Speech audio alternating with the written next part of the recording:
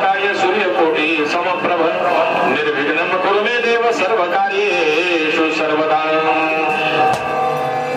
महायोगपीठे तटे भीमरथ्यां वरं पुण्डरीकाय दातुं मुनीन्द्रे समागत्य तिष्ठं तमानन्दकन्दं परब्रह्मलिङ्गं भजे पाण्डुरङ्गं।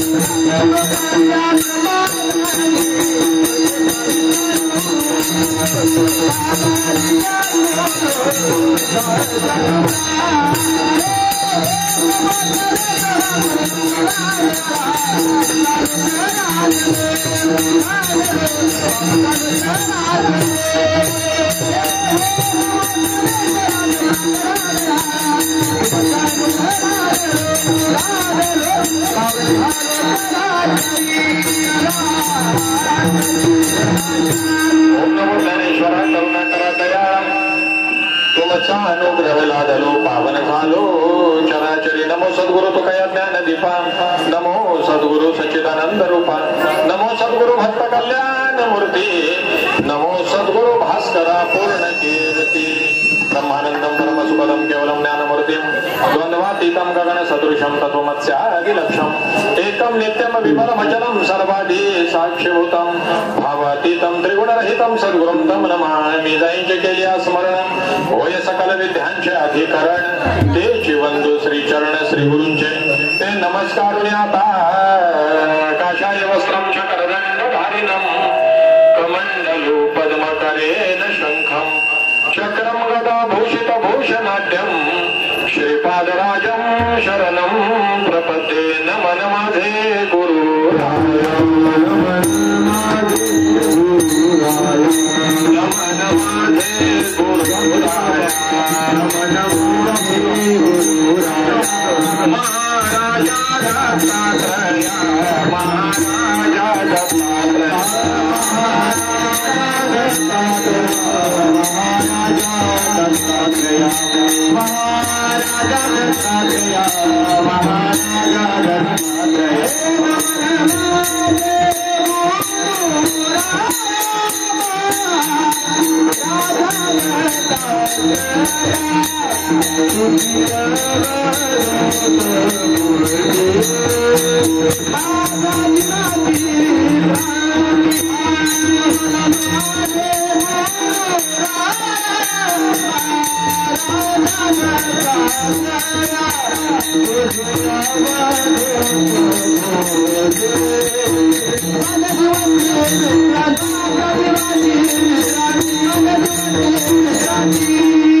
नमन माझे गुरुराया महाराजा दत्तात्रेया तुझे अवधूत मूर्ती माझ्या जीवाची विश्रांती। दत्त माझा दीनानाथ दत्त माझा दीनानाथ भक्ता लागी उभा सतत त्रिशूळ घेऊन या करी उभासे भक्ताद्वारे प्रस्तुत प्राप्त प्रसंगी प्राप्त स्थळी कीर्तनरूपी सेवेकरिता निवडलेला अभंग संत श्रेष्ठ महावैष्णव शांती ब्रह्म पैठण निवासी एकनाथ महाराज यांचा 5 चरणांचा आणि प्रभू भगवान दत्तात्रेय यांच्या रूपाचं वर्णन करणारा अभंग आहे। विठ्ठल सेवेला सुरुवात करण्यापूर्वी परिहार द्यायचा तो असा गेली 44 वर्ष अविरतपणे सुरू असणारा आणि हे 45वे वर्ष या ठिकाणी संपन्न होत आहे। ओम आदिनाथ शिष्यमंडळ सावरी दत्त मंदिर या दत्त मंदिरामध्ये या संप्रदायाच्या वतीनं वैकुंठवासी बोलू नका महिला मंडळ वैकुंठवासी रघुनाथ स्वामी असतील काशीनाथ स्वामी असतील वैकुंठवासी हरिभक्तीपरायण सदानंद महाराज शिगवत असतील, वैकुंठवासी हरिभक्तीपरायण मोरे महाराज असतील, यांच्या कृपाशीर्वादाने आणि विद्यमान सद्गुरु पदावर विराजमान असणारे हरिभक्तीपरायण प्रकाश महाराज गोठल आणि सदानंद महाराज शिगवण यांचे वंशज यांच्या मार्गदर्शनाखाली या ठिकाणी सुरू असणारा हा दत्त जन्मोत्सवाचा अखंड नामयज्ञ सोहळा सुरू आहे. कालपासून या सोहळ्याची मला वाटतं सुरुवात झालेली आहे. आज या सोहळ्याचा प्रमुख आणि महत्वाचा दिवस आहे, कारण ज्या निमित्तानं आपण हा सोहळा करतोय तो आजचा दिवस आहे. दत्त जन्मोत्सवाचं निमित्त आहे, याचा अर्थ आजच्या दिवसाला या सोहळ्याला फार विशेष महत्व या ठिकाणी प्राप्त. विठ्ठला विठ्ठला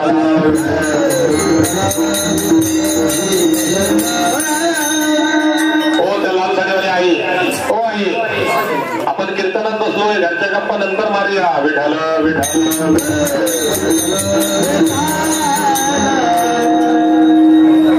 आणि काही वेळातच आपल्याला या ठिकाणी दत्त जन्मोत्सव संपन्न करायचा आहे. त्याच्यासाठी आपण सगळे एवढी दत्त भाविक मंडळी एकत्रित आहोत. खऱ्या अर्थानं या भागामध्ये येण्याचा योग पहिल्यांदाच आला. आमचे मार्गदर्शक असणारे, आमच्या शेजारी असणारे जे महाळुंगे गाव आहे, त्या महाळुंगे गावातील आमचे सुरेशजी महाराज, ज्यांचा बऱ्याच वेळेला या इकडच्या भागामध्ये वावर संप्रदायाच्या वतीने असतोच, पण बाकी व्यवसायाच्या निमित्तानं सुद्धा असतो. आमचे भाऊ आहे, हा मागायत बघा श्रुती समोर कुठे गेली. आणि या महाळुंगे गावातील मंडळी त्यांनी मला वाटतं तुमच्या सभेमध्ये या ठिकाणी विनंती केली आणि संपूर्ण संप्रदायाला ती विनंती मान्य केल्यामुळं या ठिकाणी येण्याचं भाग्य आम्हाला लाभलं. म्हणजे फार पूर्वीपासून या संप्रदायाची मंडळी इकडे आहे ते आम्हाला काही माहित नव्हतं. भाऊनेच सांगितलं, आमचे वडील म्हणजे कैलासवासी विठ्ठलजी लांबे वगैरे ती मंडळी तेव्हापासून इकडे येत आहेत दत्त जन्मोत्सवासाठी. 45 वर्षाचा सप्ताह आहे, म्हणजे फार जुना सप्ताह आहे. आणि पुढच्या 5 वर्षामध्ये दत्तगुरूंच्या कृपेने सगळेच राहायला पाहिजेत. का 5 वर्षाने काय आहे, वाडी त्या पोरीची लग्न आहे का काय 5 वर्षानं 50 वर्ष पूर्ण होणार आहेत. म्हणजे सुवर्ण महोत्सवी सोहळा फार मोठ्या दिमागात तुम्हाला साजरा करायचा आहे. प्रभू दत्तात्रयांची कृपा निश्चित तुमच्यावर राहणार आहे, यात तिळमात्र शंका नाही. आणि अतिशय चांगल्या पद्धतीनं मोठ्या उपस्थितीमध्ये आपण या ठिकाणी प्रभूंचा जन्मोत्सव साजरा करतोय. विठ्ठल विठ्ठल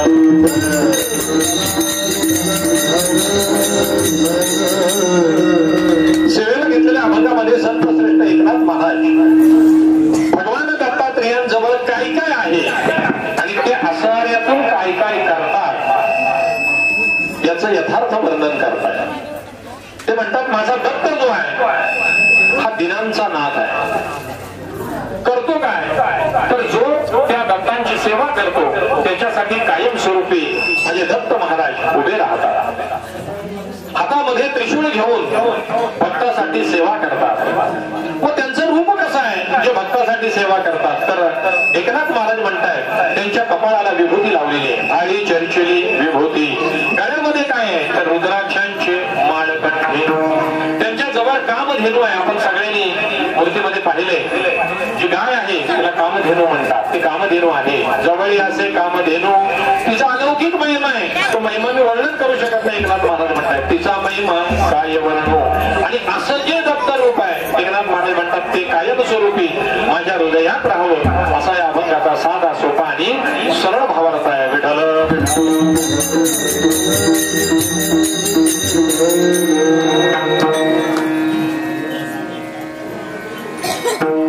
दत्त या शब्दाचा अर्थ आहे साक्षात. दत्त या शब्दाचा अर्थ आहे उभा. बघा जुनी माणसं म्हणायची बऱ्याच वेळेला, एखादा व्यक्ती आपल्याला खरंच गरजेला पाहिजे असेल आणि ती व्यक्ती समोर येऊन उभी राहिली ना की आपल्या मुखातून तात्काळ येतो, तू दत्त म्हणून उभा राहिला असेल. दत्त म्हणून उभा राहिणे म्हणजे साक्षात उभा राहणे असा त्याचा अर्थ आहे. आणि भगवान दत्तात्रय भक्तासाठी कायम स्वरूपी उभे आहे. पण कोणाच्या ज्याच्या मनामध्ये त्यांच्या प्रतिभाव आहे, ज्यांची ते सेवा करत आहेत त्यांची सेवा प्रभू दत्तात्रय स्वीकारतात आणि आपल्यासाठी उभे राहतात. मग दत्तात्रयांचा जो अवतार आहे ना, हा अवतार कशासाठी कशासाठी झालाय? भगवान विष्णूंनी अंबरीश राजासाठी 10 अवतार घेतला, बरोबर ना? आपल्या सगळ्यांना माहिती आहे. भगवान दत्तात्रेयांनी आपल्या विष्णूंनी अंबरीश राजासाठी 10 अवतार घेतले. मत्स्यापासून ते 4 नरहरी पर्यंत झाले कृती. मंगलाष्टक म्हणायच्या वेळेला ब्राह्मण म्हणतात, पण आपल्या तेव्हा कुठं लक्ष असते मंगलाष्टकाकडे? बरोबर की नाही? नवऱ्याचं लक्ष नवरीकडे असते, नवरीच्या नवऱ्याकडे, बरोबर की नाही? बाकीची मंडळी उभी असतात, हाताचा तांदूळ संपतोय काय, लिंबू नीट आहे काय, गरवल्यांचं लक्ष डोळ्याला पाणी लाव काय, त्याच्याकडे असते. उभी असणारी मंडळी म्हणतात कधी एकदा अक्षता संपतायत आणि तिकडे पंगत वाढते, आम्ही तिकडे जातोय. म्हणजे आपलं लक्ष ते काय म्हणताय त्याच्याकडे नाही, एकदा संपवतायत कधी आणि मी जेवायला जातोय कधी, असं लक्ष असतं. अरे बाप, अगरबत्त्या जर इथं लावायला मी सांगायला विसरलो तुम्हाला, तुळशीत त्या लावायला अगरबत्ती. सगळ्यात जास्त आवाज बसवणारा कुठला घटक असेल तर अगरबत्ती तुळशीत लावायला द्या. विठ्ठल विठ्ठल.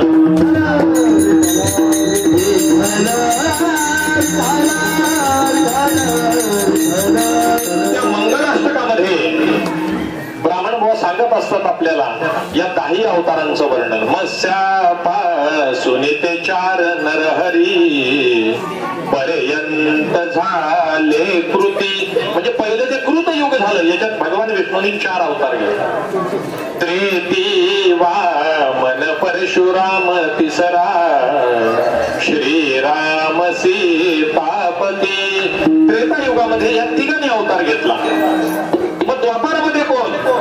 तर द्वापारातला भगवान श्रीकृष्ण. ऐसे अवतार 7 मग तो द्वापारीचा 8वा.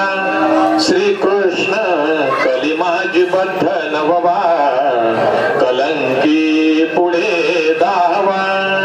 विठ्ठल विठ्ठल. 10 अवतार भगवान विष्णूंनी कशासाठी घेतले माहितीये? प्रत्येक अवतारात काहीतरी विशेष कार्य त्यांना करावं लागलं म्हणून घेतलं. कुणावर तरी संकट आलं आणि म्हणून भगवान विष्णूंना अवताराला यावं लागलं. हे सगळे अवतार माध्यमाचे सोडा, आपल्याला खास पाठ असणारे 2 अवतार आहेत, प्रभू रामचंद्र आणि भगवान श्रीकृष्ण. माहिती आहेत ना? प्रभू रामचंद्रांचा अवतार काय झाला तर रावणासारख्यानी या पृथ्वी तलावर हाहाकार माजवला म्हणून प्रभू रामचंद्रांच्या अवतारात यावं लागलं. आणि कंस चाणूरांसारख्याने हाहाकार माजवल्यावर कृष्ण रूपाने यावं लागलं. पण प्रभू दत्तात्रेयांचा जो अवतार झालाय या अवतारासाठी असं काही विशेष कर्तव्य नव्हतं की कुणाचा तरी संहार करायचा आहे, कुणाचा तरी नाश करायचा आहे. याच्यासाठी प्रभू दत्तात्रेयांचा अवतार नाही हे लक्षात घ्या. आपल्याकडे वेळ खूपच कमी आहे. मोजक्या वेळामध्ये आपल्याला या ठिकाणी मांडायचं आहे. 12 वाजून 5 मिनिटांनी मला वाटतं दत्त जन्मोत्सव आपल्याला करायचा आहे. आणि त्यानंतर थोडा वेळ पुढं मी कार्यकारी मंडळीला आमच्या गोलामडी महाराजांना विचारलं, मला थोडासा वेळ पुढे मिळेल ना, कारण उभं राहायला उशीर झालाय. चालेल, मग पुढच्या अर्ध्या तासामध्ये आपण अभंगाचा धावता भावार्थ बघणार आहोत. आता वेळ होत आले म्हणून आपण सुरुवातीला प्रभू दत्तात्रेयांचा जन्म या ठिकाणी कशासाठी झाला, त्याने अवतार कशासाठी धारण केला याची कथा ऐकायची. मी म्हणाल गेली 45 वर्ष 44 वर्ष आम्ही कीर्तनात हेच ऐकतोय. प्रभू दत्तात्रेयांचा जन्मोत्सव, त्याला इलाज नाही. ज्याच्यासाठी ही वेळ साधायची त्यांचा जन्मोत्सव ऐकणं ही काळाची गरज आहे. म्हणजे हनुमान जयंती असेल तर आपल्याला हनुमंतांच्या जन्मकाळाचं महत्व ऐकायलाच हवं. रामजन्म असेल रामजन्माचं महत्व किंवा त्याचे जे रामजन्माचे काही घटना आहेत त्या, कृष्ण जन्म असेल कृष्णाष्टमीला ते ऐकलं पाहिजे. तसं दत्त जन्मोत्सव आहे आणि या दत्त जन्मोत्सवाच्या निमित्तानं आपण सगळे एकत्र जमलो. ज्या दत्तात्रेयांची तुम्ही आम्ही सेवा करतोय हे दत्तात्रेय कोणत्या तरी राक्षसाचा संहार करण्यासाठी या पृथ्वी तलावर अवतरले नाहीत असं मी तुम्हाला सांगितलंय. तर ते एका घटनेतून त्यांचा अवतार या ठिकाणी झालाय. आणि ते आहेत कसे तर जगद्गुरु तुकोबा यांनी सगळ्या संतांनी सांगितले ते आमच्या मात्या पित्यासारखे. दत्त माझी माता, दत्त माझा पिता, बहिणी बंधू चुलता, दत्त माझा. म्हणजे काय तर घरातल्या प्रत्येकामध्ये आपल्याला दत्तगुरु पाहता आले पाहिजेत तर त्यांची भक्ती योग्य झाली असं म्हणता येईल. म्हणजे काय तर समोरच्या प्रत्येक व्यक्तीमध्ये देव आहे. जुनी माणसं माहिती आहे तुम्हाला, समोर भेटली की हात जोडून काय म्हणायची, राम राम. मीटिंग मध्ये जरी आली तरी बसायच्या आधी माणूस जो उशिरा येईल तो काय म्हणायचा, राम राम. आता त्याचं काहीच राहिलं. आता माणसं म्हणतात माणसाच्यातच राम राहिला तो असल्याशिवाय आहे का आपण. तैसा हृदयामध्ये मी रामू असता सर्व सुखाचा आरामू का भ्रांता शेकामो विषयावरी. तो प्रत्येकाच्या हृदयामध्ये आहेच मंडळी. सर्व घटी राम देहादेवी.